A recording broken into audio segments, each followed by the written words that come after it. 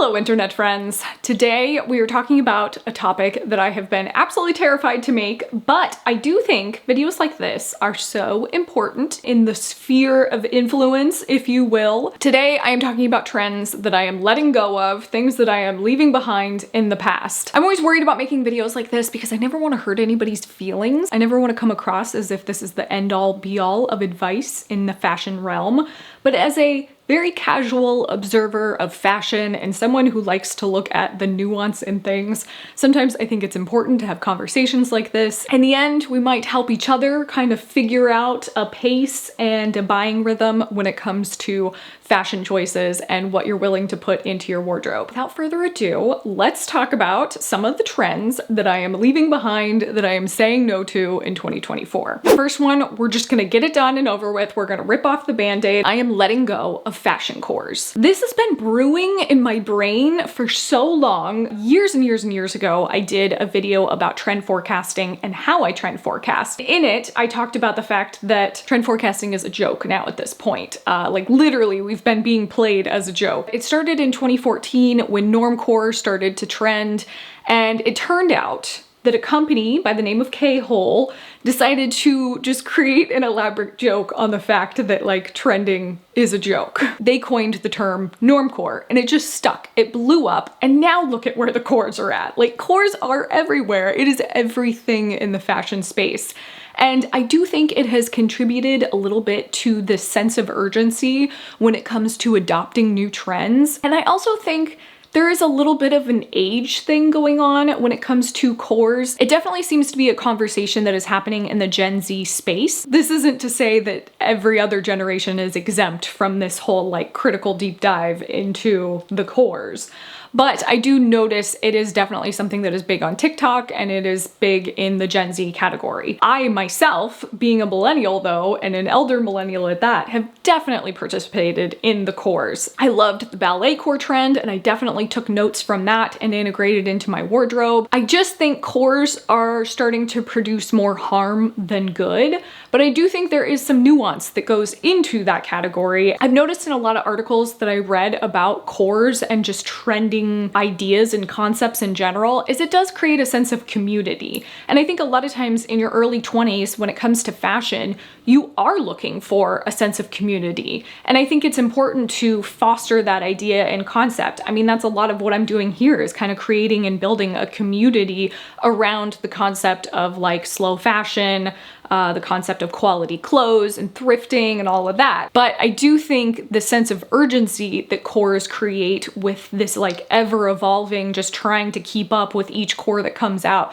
just gets exhausting, because now it just feels like we're starting to regurgitate cores. Instead of diving into cores as a way to look at things, I think I am just kind of trying to digest things as a whole and kind of look at a trend. Cowboy boots, I think, are something that are always on trend. Cowboy boot style does not go out of trend. However, I do think cowboy core or Western core just feels a little bit too all-consuming, and I would rather narrow down and niche into what it is that I'm looking for in that overall style concept that kind of draws me into that idea. I think I can incorporate cowboy boots into my wardrobe and have it make sense with the clothes that I currently have, as opposed to going out and buying this whole new aesthetic and this whole new genre to recreate and reinvent my wardrobe. The next trend is sheer dresses. I remember a couple years ago this was on the trend list and I absolutely loved the concept of it. And I ended up thrifting a couple pieces that were completely sheer.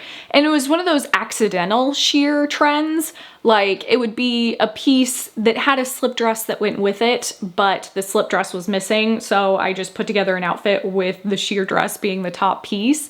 And a lot of times what I would do is I would put biker shorts on underneath it.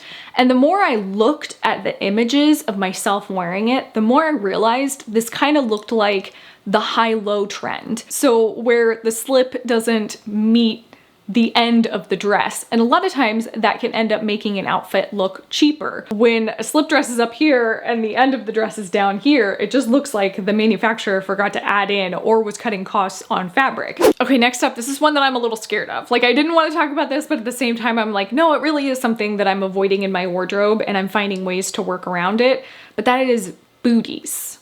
When I talked about ballet flats a couple videos back, it really opened up a concept to me that the important thing with some of the newer trends, when you find things that are coming back in from say 2012 to 2016, your brain is still identifying those pieces in your wardrobe and going, whoa, that's way out of style. Like chevron print, way out of style because of that trend.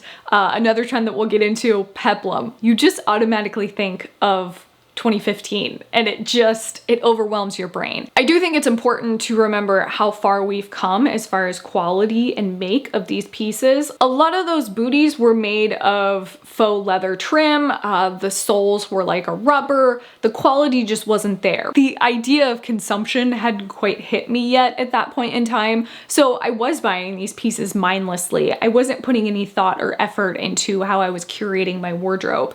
And I think because I've come so far, I look back at those booties and I just think the quality just was where it really lacked. I also think a lot of what separates me from wanting to purchase like booties in general, when I think of booties, I think of skinny jeans, and I think those were like a perfect fit. You know, the skinny jeans would fit so perfectly inside of the booties, like right at the cuff, and it was a perfect fit. And it also helped a lot with like capri pants or crop ankle pants. Like they just worked so well. But now with the legs getting wider on jeans, they just don't quite mix that well. Like the cuff gets bunched up on them, or sometimes the cuff will get stuck on the back and it just doesn't look good. So I just think booties are something in general that I have been avoiding. Okay, next let's talk about Peplum tops. Now, if you watched my last video, you may have noticed I was wearing a Peplum top.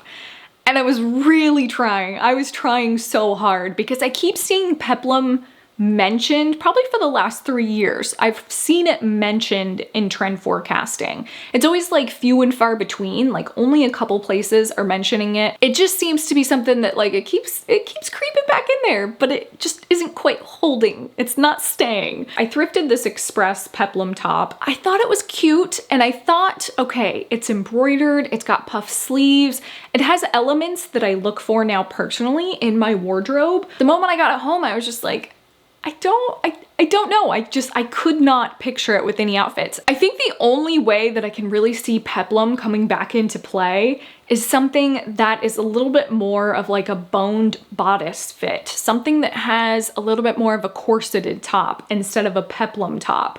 I don't see the true form of Peplum that we knew in the early 2000s truly coming back into play. I think something like this favorite daughter top with more of like a corseted finish. It doesn't have like a full-blown Peplum feel where the fabric kind of cuts off and juts out. It just feels like it's an hourglass shape. I also feel like a classic vest and a fitted hourglass style is something that's never gonna go out of style. Another good example is the Sim Kai top that just like absolutely goes in and out. It has all the framework of a Peplum top, but again, it takes the concepts of a bustier top and incorporates that instead. And I think that's something that's gonna be flattering on any figure. Okay, next up, I think low quality clothes is just such a generalized concept, but I do think it's something that I have learned over the years is so important. We really truly need to stop wasting our hard-earned money on low quality clothes. Whether you're on a budget or you have the means to spend, I think there are so many ways now that are readily available to buy top tier clothing. I am a huge advocate for thrifting. Thrifting is how I get, I would say 90% of my wardrobe. I feel like your wardrobe just isn't serving you. A lot of times it's because you're just constantly churning and burning your wardrobe. I think a really good example is matching sets. I just recently thrifted this Banana Republic matching set and it feels so much more luxe than a piece that is that like polyester faux, just fast fashion item. Items like that don't wash well, they don't hold their shape very well, and although they feel nice when you first get them, oftentimes taking them out in like vacation style heat, you just instantly regret them because they are polyester and they hold in that like, ugh, that ick factor. The last trend that I'm avoiding in 2024 is hyper trending sneakers. Now this one seems all consuming as well. Hyper trending is the Adidas Sambas, the New Balance shoes, Golden Goose, Those are all pieces that I feel like are constantly talked about on the zeitgeist of fashion. When you get into these hyper trending pieces, they seem like they come and go so fast. I'm just waiting for the collective internet to revolt against Adidas Sambas and say that they are no longer in fashion and you need the next best thing. For me, I invested in New Balance shoes, I think about 2 years ago now, and they're still in my wardrobe. They're still something that I absolutely love, and I refuse to stop wearing them if all of a sudden New Balance is out of fashion. But I do like the idea that New Balance in general seems to be a brand that you can purchase in multiple different colors and still feel like it's in style. I think there's a lot more opportunities, whereas the Adidas Sambas and something like the Golden Goose just feel like you're locked into this one particular style. Also, not to mention, I think it's just like mind-blowing that Golden Goose is all of a sudden out of style, out of fashion. I mean, those shoes are so expensive. This year, I am planning on purchasing some new sneakers. I haven't quite made the decision yet on what I want to purchase. One company that has caught my eye for quite a while now is Veha's sneakers. I really like their sustainability practice. That's been on my list of, or my radar, I guess you could say, as far as shoes that don't feel like they're hyper trending. They don't feel like something that is gonna be like a viral moment that's gonna come and go. I also was really happy with my New Balance shoes. Investing in another pair of New Balance doesn't seem out of the realm or out of my wheelhouse. I do think I'm going to intentionally stay away from hyper trending pieces that just feel like they're gonna come and go so fast and not make any sense in my wardrobe. That is it for today's video. I hope maybe this sparked some ideas or maybe de-influenced you in some way, shape, or form as far as making your 2024 purchases for fashion. Let me know down below if there are any pieces that you are definitely not planning on wearing this year or things that you are saying goodbye to. I'm always curious what is going through everybody's mind when it comes to fashion sense and pieces that you are excited or not excited to wear in 2024. As always, thank you so much for watching. If you guys are new around here, I might have a couple extra videos for you right here, and I will see you in the next one. Bye.